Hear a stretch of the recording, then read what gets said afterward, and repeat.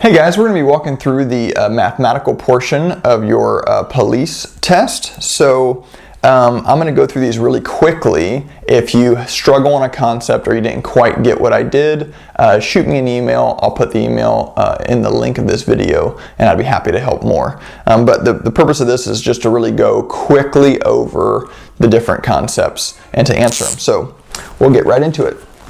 The first question says evaluate. In fact, I'm going to hold it up to the camera here so you can get a good long look at that. And we're going to be doing, in this case, order of operations. And in fact, you can go ahead and look at number 1, 2, 3, 4, and 5. And if you wanted to write those down, that's what we're going to be doing. Really helpful to see the question on the page because you'll be more familiar with it come test time. Okay, so now that you've seen the questions, let's go ahead and jump into number 1. It says evaluate 2 raised to the third, and then it's given us a function. So I'm going to write it up here and just go through exactly how I would do it. There are, in math, multiple ways to solve a problem, always. So don't be discouraged if what I'm doing isn't what you're used to. This is just one method to solve it. But we remember the please excuse my dear Aunt Sally, right? Please excuse my dear Aunt Sally.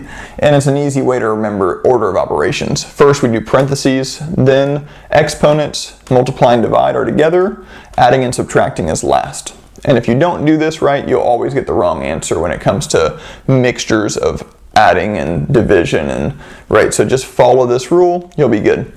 Well, first we see a parentheses, so we're going to just solve this down. That's going to be 4, and I can rewrite my whole question.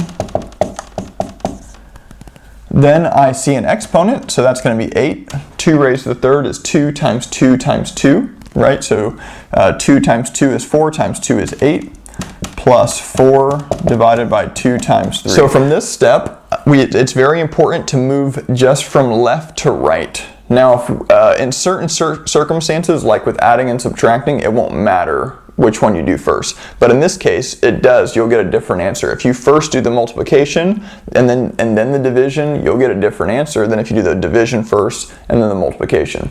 So as our general rule, when you get to something that's on the same level, like multiplying and dividing, just move from left to right. 4 divided by 2 is 2, times 3 is 6. So 8 plus 6 is 14. And then these practice tests have the answers, so we just want to check that we did it right. We did.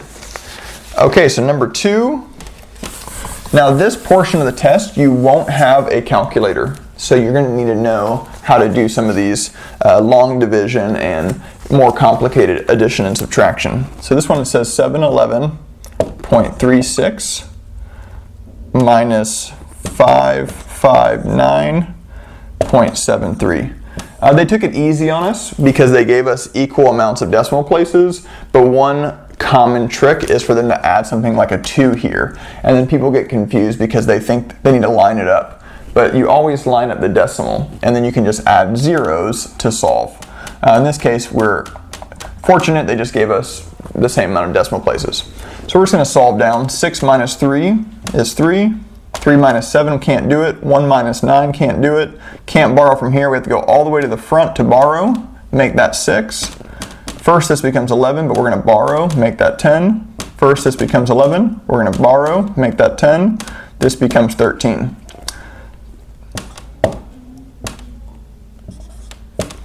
$151.63. Okay. And again, pause the video if I move too fast or watch it multiple times, but we're going to go kind of quick. Next one is 2798.4 divided by 24. When you're doing long division, write it like this and not like it gives it to you on the page with the divided by symbol. So in this case, the way you do long division or more complicated division is you ask the question, does 24 go into 2? It doesn't, right? So it goes 0 times. Does 24 go into 27? It does. 1 time. 1 times 24 is 24, and we subtract. Bring the 9 down. Does 24 go into 39? It does, and you can guess and check, that's fine. I know it's going to go 1 time, right? 1 times 24. Bring the 8 down. Now we have a more complicated problem, right? Does 24 go into 158? Yes, it does. In this case, what I do is I think about a number, because again, this is a time test. So you need to develop some strategies how to answer this question quickly without a calculator. So in this case, I'm going to think of a number really close to 24 that's easy to work with. Well, 25 is easy, right? 4 quarters make $1. 5 quarters, $1.25. 6 quarters, $1.50. So 6 times 25 is $1.50. 6 is a good guess to start with. Now, if we're wrong about it, we can go back and change it. But again, you're going to want to learn those little hints, those tricks, because you're on a time test, and you can't just sit around and you can't start from 0 and guess and check your way up. You're going to be wasting a lot of time. So 6 times 4 is 24. 6 times 2 is 12, 13, 14. We did pretty good because this number is going to be less than 24, and that's the goal. 4, 1, 0. Bring down the 4. And now, here's what's cool is we know 6 times 24 is 144. So we know this is going to be 0.6. Just bring your decimal straight up. So 116.6, check it. We're good. All right, next question. Multiply 57.4 times 7.92. When you're doing multiplying and you're using decimals, here's the trick. Lose the decimal, we'll add it back later. So what we're really going to multiply is 574 times 792. And then we're going to remember the actual numbers, so we can write them up here.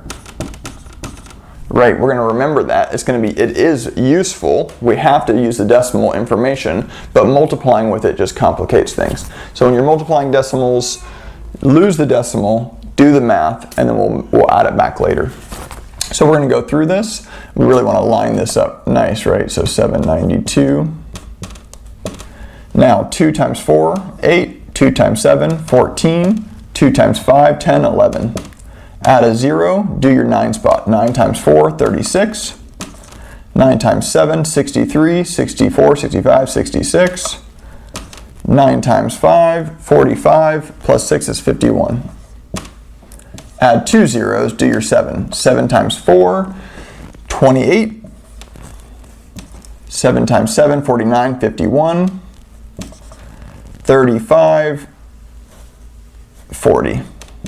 And then we're going to go back through here and add 8, 10, 16, 4, 5, 4. Now we need to go back and add our decimal information because the answer is not 454,000. What I like to do is have little things called reality checks.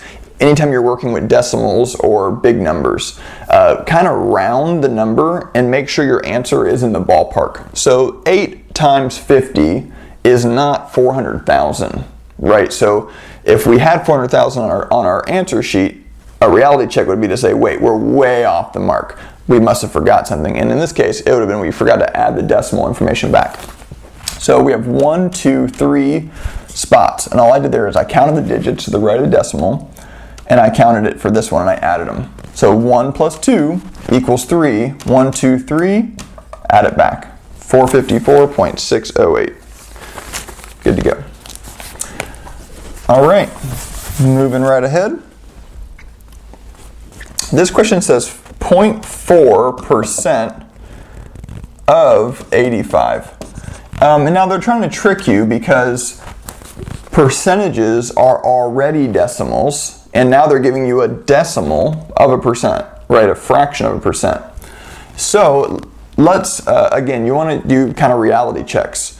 10% is an easy one. Most people can do it almost in their head, right? You just move the decimal over.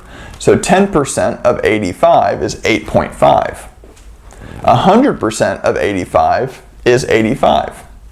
1% of 85 is 0.85. So what you're doing when you move from a number to a percentage, or when you're finding the percent of something, you're moving the decimal place.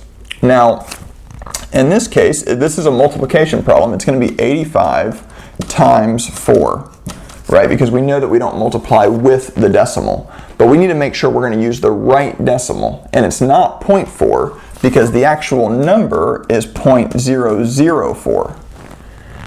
and this is important to understand, this is the percent, but this is the number. Just like if you have 100%, the number for 100% is equal to 1. And if you had 50%, the number is equal to 0.5. So if you ever forget that, think about an easy one and kind of reverse engineer it and apply it to your problem. In this case, 50%, most people get 0.5 is 1/2 is 50%. So these are the three ways you can write this amount, right? This mathematical fact can be expressed in three ways. 50%, think about a pizza, right? That is cut into 2 pieces. So it's just cut in half. This is your piece and this is your brother's. Well, you have half of it, or you have 0.5 of it, or you have 50% of it. That's the three ways you can talk about that fact. So when you're dealing with a fraction of a percent, you need to make sure you understand that that's not the number, that's the percent. So in order to make it the number, you go 2 decimal places to the left. So that's where you get the 0.004. So in the end, we're going to add back our decimal. For now, let's just do the math. 4 times 5 is 20, 32, 33, 34. Let's add back 1, 2, 3 decimal places, so 0.34 is our answer. And it makes sense because it should be a really small number, because again, 1% of 85 is 0.85. So our answer should be more than half of, less than 1%. And we get that, and we're good to go. Number 6, the expanded form of a number. This is just a definition, so I'm going to do it really quick. The expanded form is 100,000 plus 70,000 plus 0 plus 90 plus 3. So all you're doing there is you're creating a number based on the digit that the integer is holding. So this would be, we're going to make the 1. Is there any digit there? Yes, there's a 70. We're just going to add these numbers together. 170,000 and 93. Oh, I missed a 5,000 in there. There was a plus 5,000 in there, which is not a big deal, right? We just add it right there. 175.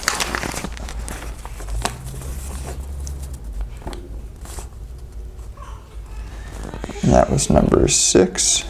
And this is B, so yes, 175,093, yes. That's multiple choice. Okay. Divide 786 divided by -3. So this is the number, this is the question how we're given it. And we need to understand a few things about negatives when it comes to division and multiplication.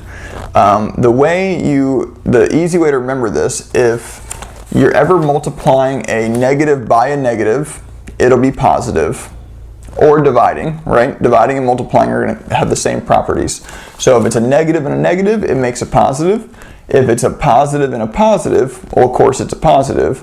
But if it's ever mixed, no matter what order, if there's a negative and a positive, it will come out negative. So our answer, we can just erase this for now, it doesn't really matter, right? But our answer is going to be a negative number. And now we're free to do the division. So 786 divided by 3, again, we'll leave the negative there just so you remember. 3 goes into 7 twice. Okay, so that's -262. So this question says 8,000 times 700. Now, the trick here, guys, is not, you want to save time, right? So 8 times 7 is 56. And the trick is you just add up the zeros and add them to your number. 1, 2, 3, 4, 5. 1, 2, 3, 4, 5. 5,600,000. Okay, next question. Evaluate 2 raised to the 3rd times 2 raised to the 2. Now one thing you could do there is add up exponents, and it's 2 raised to the 5th is your answer.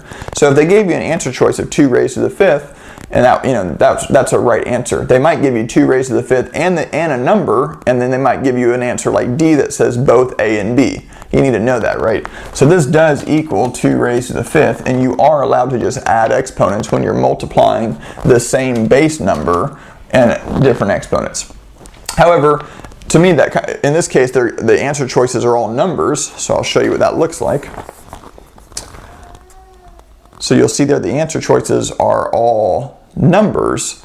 They've been solved out. So in this case, what I want to do is I want to actually solve it out. So the easiest way to do it is not to combine them because it makes it more complicated, and to do piece by piece. Well, 2 squared is 4, times 2, which was 2 cubed, is 8. Now I can solve this for 32.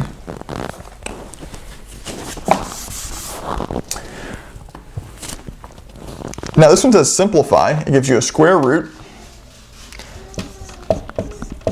Real fast, guys, a hint, I didn't mention this in the beginning, but you should, before you go into your test, you should become very good at identifying questions that aren't worth your energy to answer, right? You need to get a certain percentage to pass this test, and it's a time test. So go through first and get all the questions that are easy and come naturally to you. The concepts that are harder, don't not answer them, especially if they're multiple choice, which they are. Go back and give a solid guess, but don't spend your brain energy in the beginning getting all frustrated on a question that's difficult. Skip it till the end and then go back and guess, right? Go and get your 80% or whatever you need to pass this thing. Go and get those questions right. Come back to ones that might challenge you. Now the square root is pretty simple to handle. You just evaluate each thing underneath it. And the square root, of course, is like the reverse square. So it's saying what times itself equals 81 and what times itself equals b squared. So in this case, it's going to be 9b. Kind of look at that and make sure that that makes sense. There are more complicated squares, but in this case, I think that for this test, that'll probably be as complicated as it gets. This one says simplify 15 to the negative 2. Now our answer choices all contain the number 225. So without a calculator, I know to save time, 15 times 15 is going to equal 225. So save your time by looking at the answer choices is a helpful thing to do. But in this case, we have to figure out this negative. All you have to remember is a negative exponent is equal to a positive exponent on the other side of the fraction. So in this case, it's really 15 over 1, right? If you don't see a fraction, it is a fraction, it's just there's a 1 on the bottom that we don't write. So in this case, we just switch it and it's 1 over 15 squared, or 1 over 225 when we solve it out. However, if they gave you 1 over 15 to the negative 2, again, a negative exponent, just flip it and make it positive. So that would be 15 to the positive 2. That's the rule for negative exponents. Now this one says rewrite 5/8 as a fraction with a denominator of 48. So we're starting with 5/8. We need to make this equal something that has a denominator of 48. You just ask the question, what times 8 equals 48? In this case it's 6. So 5 times 6 equals 30. Okay. This one is saying write less than, equal to, or greater than in the box to make this a true statement. And it gives us this. It says 13 over 30. Is it less than, equal to, or greater than 9 over 20? In order to do this, we need to find a common denominator, meaning in order to compare fractions, some of them you just know, right? Like 1/2 is definitely greater than 1/4, right? We just know those things because 50 cents is greater than a quarter. Or, you know, half of a whole pizza is greater than 1 slice out of 4, right? So some of them you can just solve without having to do anything to it because it's just intuitive. But tricky ones like this, it's not so clear which one's bigger, at least to me. So what we need to do is mathematically solve it. In that case, you need to have a common denominator. So the question you ask is, what number does both 20 and 30 go into, right? In this case, it's 60. 20 goes into 63 times, so I would multiply 3 here to get 27. 30 goes into 62 times, multiply 2 here to get 26. And in this case, we see that 27 is greater than, right, 26. All right, number 14. So this one says add 8/9 plus 3 over 7. It says add this and simplify your answer. So the first thing we need to do if we want to combine fractions through adding and subtracting. Multiplying and dividing fractions is really easy. You don't have to do common denominators. But adding and subtracting, you need to first find your common denominator, then you can combine them. In this case, it's 63. It's the smallest number that both 9 and 7 go into, which is also them multiplied against one another, right? Multiplied to one another. So 9 goes into 63 7 times, of course. So 7 times 8 is 56. 9 times 3 is 27. Now we can add these things. The bottom stays the same. When you're adding or subtracting fractions, it doesn't change. The top is what changes. In this case, you're going to get a 3, 7, 83. But now we need to simplify it. We're not done yet. We know we need to simplify it because the bigger number is on the top. When the numerator is greater than the denominator, we need to simplify this every time.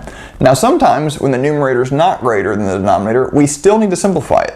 For instance, if we had 50 over 100, that simplifies down to 1/2, right? So we need to still simplify it, but in this case it's clear we're going to have 1 and some change.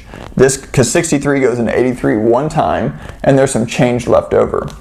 So what we would do there is just do 83 divided by 63.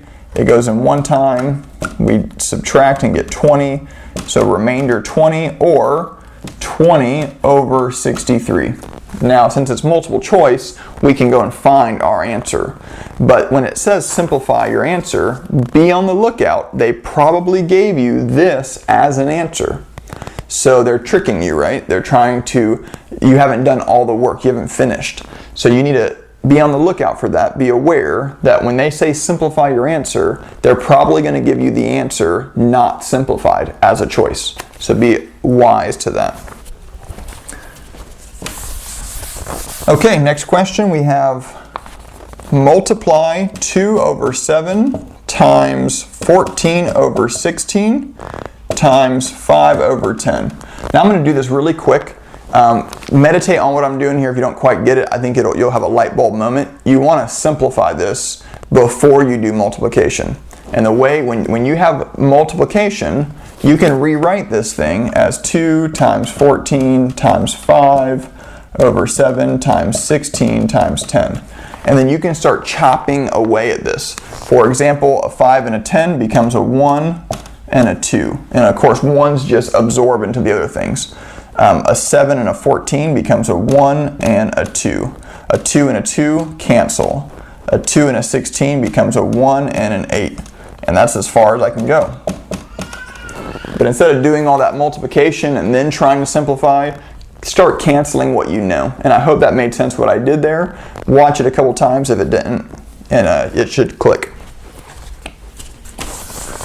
Okay, next question says convert 0.525 to a fraction.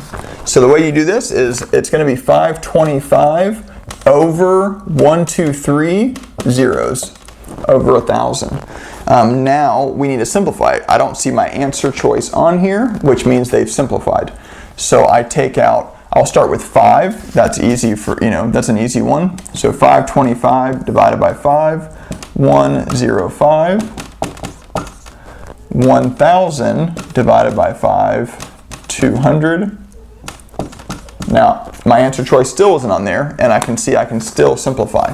So do that same thing again, 105 divided by 5. 200 divided by 5.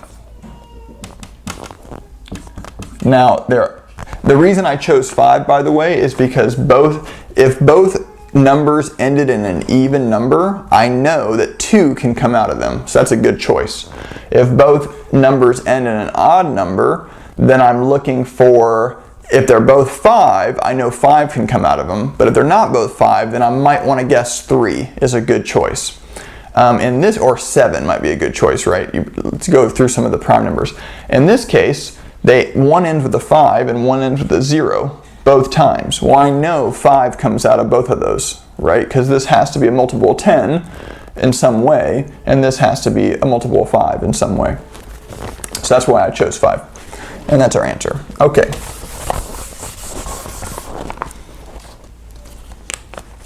This one says determine whether 2/3 or 2:3 and 8/12 are in proportion.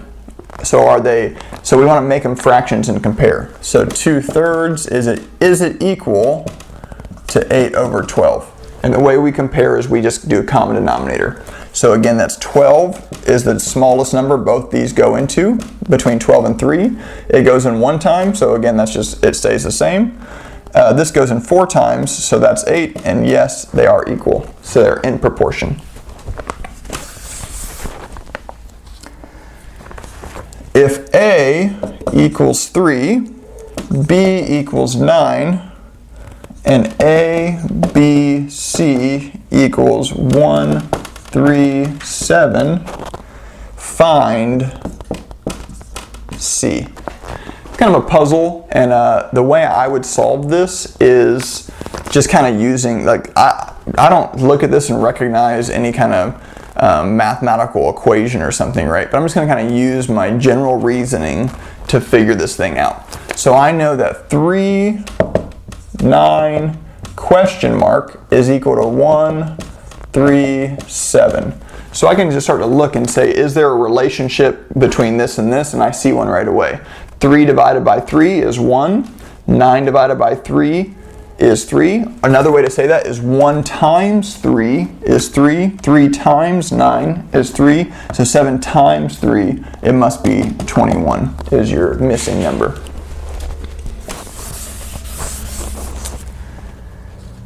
If the scale on a map is 1 inch equals 200 miles, what is the actual distance between 2 locations 5 inches on the map? So if you're ever confused on these, draw a picture. You have a map A and B, and they just said that 1 inch equals 200 miles. Well, now you have 1, 2, 3, 4, 5 of those, right? So now you can just add it up. That's going to be 1,000 miles. But don't, if you're ever confused, draw a picture, write it out, and solve it like that. A concrete mix has 1 part cement, so 1 cement for 2 parts sand. If 10 kilograms of cement are used, how much sand is needed? So we're in kilograms here, so our units are going to be important. You got to write kilogram for your answer or you're going to get it wrong. So it's saying 10 kg equals question mark kg of sand, right?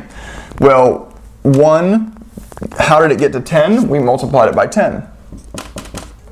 So 2, how does it get to the answer? Multiply it by 10. 20 kg of sand.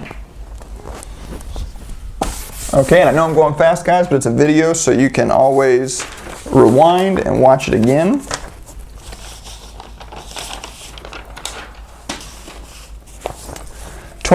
Convert 1/5 to a percent.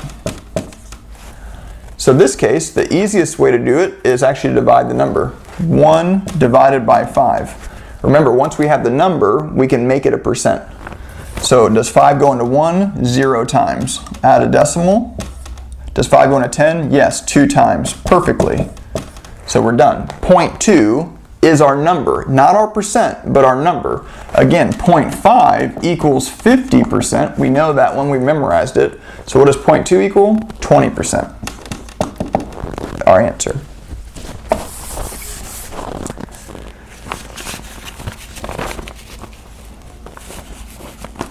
This one says 9.57 is 22% of what number? So we're in the realm of percents and numbers, and we're trying to kind of reverse engineer this answer. So as long as you understand how the percentages work, it should be relatively straightforward.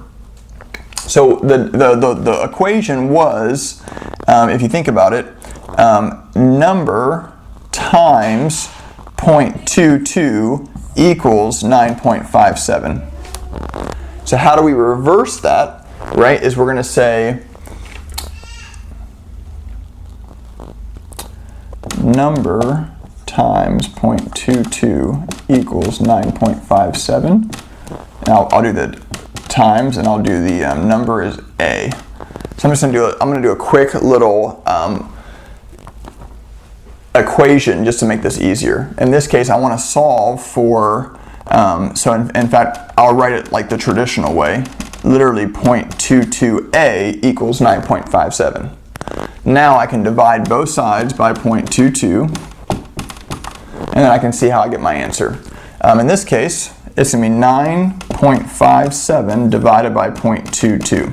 When you're dividing and a decimal is here, always make it a whole number first. So I'm going to move this over 2 times, which means I'm going to move this over 2 times.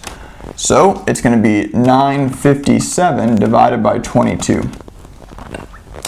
Now I can start. So 22 goes into 9, 0 times. It goes into 95. We'll just guess 4 times. 4 times 2 is 8, and 8. That's going to give us 7 and 7. 22 goes into 77. 3 times, 66. Put your decimal in now. Bring down your 0.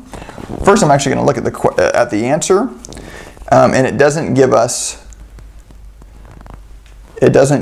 our multiple choice. So I'm going to keep solving it.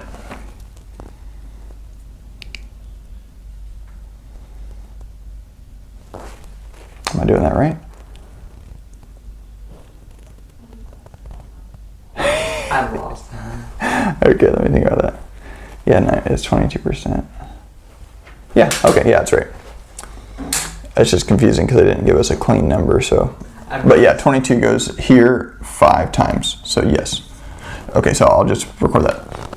So again, now we're going to say 22 goes into 110 evenly 5 times, so our answer is 43.5. Now, at this point, guys, this is kind of a tricky question, so I like to do what I call a reality check. Is the answer I got, is it kind of in the ballpark of what makes sense, right? If you're supposed to get an answer around 10, but you're at 1,000,000, you probably did something wrong, right? If you're supposed to get an answer around 10, but you're at 0.001, you probably did something wrong. So we want an answer, if it's supposed to be around 10, around 8 or 9, right? 11, 12. So how do we do that reality check? How do we think about this one? Well, 22% is roughly 1/5, right? So when I took 1/5 of a number, it gave me roughly 10, right? So my answer, it's 1/5. My answer should be around 50. Right? So 43.5 satisfies that. It's not like 5,000, right? It's not 43,000, and it's not 0.43. It's around 50. So again, I took, and in fact, I'm rounding, right? So I'm saying this is 10, and I'm saying this is 20%. So I had a number, and it was a mystery number, and I timesed it by 1/5, or 0.2, and I got 50. So, yeah, I might cut that whole part out right there. Over explanation. Whew. What question are we on? We're more than halfway done. We just got halfway done, but I feel like it's going really long. Maybe it's just because I'm talking a lot. Okay. Students of a class held an election for class president. Alex and Megan were candidates running for class president. Megan got 21 votes. Alex got 29. What percent of the votes did Megan receive? So in this case, we want to add them up. How many votes were there total? There were 50 votes total, right? 21 plus 29 gets me 50 total.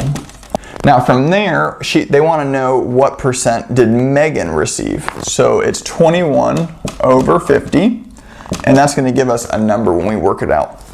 And we literally need to just do the math. 21 divided by 50. 50 goes into 2, 0 times. Goes into 21, 0 times. Bring out your decimal. It goes into 210, 4 times for 200. And then you have a leftover 10. Bring down another 0. It goes into 100 2 times. So 0.42 is your answer, but of course it's not a percent. To make it a percent, multiply it by 100. Right, move the decimal over twice. So 42%. All right, so this one says you're rolling a dice 2 times and you want to find out the percentage what is the probability that she'll roll a prime number on each of the dice. Okay, so the way you do this is first you look at your possibilities, and you pick how many prime numbers are there. 2 is a prime number, 3 is a prime number, 5 is a prime number. Prime number is a number that can only be reached by multiplying by 1, right? You can't multiply anything by itself to get 2, but you can multiply 2 by itself to get 4, or a different number, right? So, like in this case, you can do 2 times 3. It has factors. The only factor that this has is 1 times 5. And now 1 is a special example. It's not considered prime. It's called a unitary number or something like that. So in this case, there are 3 possibilities. So you have 3 out of 6. That's 1 dice. And you also have 3 out of 6. So what you end up getting is 9 out of 36, or 1/4 is your probability. 1 out of 4 are your chances, or 25% is your chances of rolling 2 prime numbers. Okay, the next question is a mean, median, and mode. You just need to know what these are. You'll be able to solve it on the test, no problem. And what I would do is line up the answers. So they give us 24, they give us 21. I'm going to try to put them in order. They give us 22, another 24. They give us 28, 2 28s. They give us 31, 33, 35. So now I've just 1, 2, 3, 4, 5, 6, 7, 8, 9, 10 numbers. 1, 2, 3, 4, 5, 6, 7, 8, 9. I missed 1. So there's 3 24s in total. Okay. So I first line them up, right? Now the mean is the average. So what you'll do, in this case, you'll have a calculator. You'll add these numbers up and divide by 10. So in this case, I'm going to do that. Your mean, I already know the answer is 27, right? It was when you add all these numbers up and divide by 10, you get 27. Your median is the middle number. So you can just do like this kind of system. You're just narrowing in. And in this case, you have 2, so you average that. 24 and 28. What's in the middle? 26 is in the middle. So this is your mean. Your median is 26.